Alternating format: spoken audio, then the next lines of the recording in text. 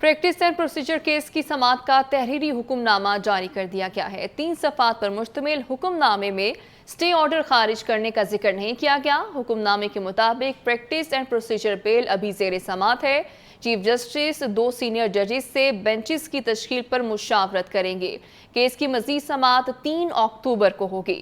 Practice and procedure case کی سماعت کا تحریری حکم نامہ جاری کر دیا گیا۔ اسی پر بات کریں گے، آسیہ کوثر ہمارے ساتھ موجود ہیں۔ آسیہ، بتائیے گا۔ جی بالکل، پریکٹس اینڈ پروسیجر کیس کی سماعت کا تحریری حکم نامہ جاری کیا جا چکا ہے اور 3 صفحات پر مشتمل یہ تحریری حکم نامہ جو ہے وہ جاری کیا گیا ہے، لیکن اس میں حکم امتناع اور سٹے آرڈر سے متعلق کوئی بات جو ہے وہ نہیں کی گئی اور نہ ہی ایسا کوئی ذکر کیا گیا کہ سٹے آرڈر خارج کیا جا رہا ہے۔ میں آپ کو یہ بھی بتاؤں کہ پریکٹس اینڈ پروسیجر بل پر جو ہے وہ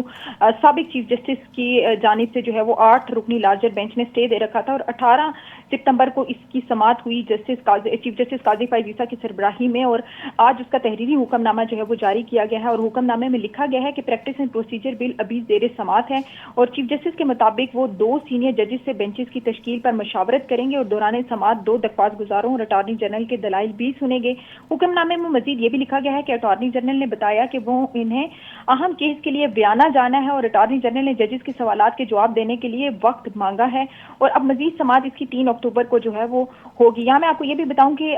چیف جسٹس قاضی فائز عیسیٰ کی جانب سے جیسا کہ یہاں بھی کہا گیا کہ 2 سینئر ججز سے مشاورت کے بعد جو ہے وہ بینچز تشکیل دیے جائیں گے، تو جو اس ہفتے کے بینچز بھی تشکیل دیے گئے تھے، جتنے بھی بینچز اور جتنے بھی کیس فکسیشن کا معاملہ تھا وہ سینئر ججز کی مشاورت سے کیا گیا تھا، جس میں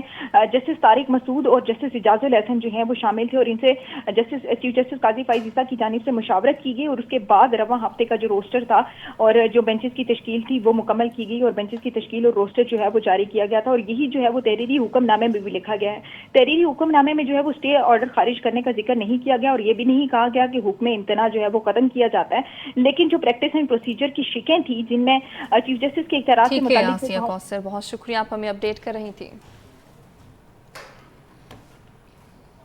چیف جسٹس قاضی فائز عیسیٰ کے وکلاء کے ساتھ ملاقات میں فیض آباد دھرنا عمل درآمد کیس پہ گفتگو۔ ذرائع کے مطابق ایک وکیل نے کیس سماعت کے لیے مقرر کرنے کا مطالبہ کیا۔ چیف جسٹس نے سوال کیا کہ کیس مقرر نہ ہوا تو کیا آپ دھرنا دیں گے؟ وکیل نے مسکراتے ہوئے جواب دیا، جی میں دھرنا دوں گا۔